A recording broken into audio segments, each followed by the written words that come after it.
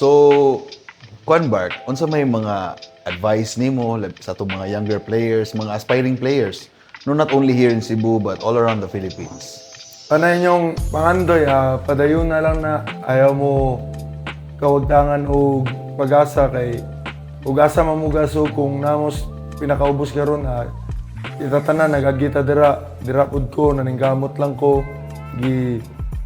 sagulan lang ako og pagkugi, disiplina, paminaw sa coach, dapat kutsabulta, and siyempre dapat humble lang ta pirmi, and dapat di na to kalimtan ng pagduol sa Ginoo.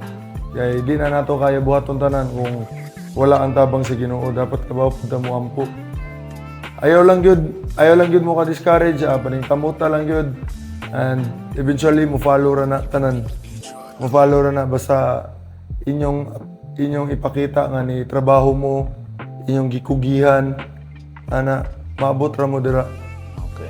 Say, sama sa ako wala ko damha nga maabot ko diri. So, mao na. Okay. Last Bark, na kay gusto i-shoutout sa itong mga viewers diya, mga special someone. Shout out lang ako kung mamagpapa, si Boy Eves o si Arlene Eves. Shout out.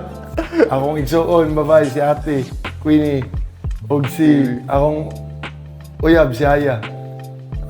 Shout out. O mga barkada na ako, si Michael Lucero, Jan Kapuyan, o si Markong. Shout out ninyo. Naanak ko diri.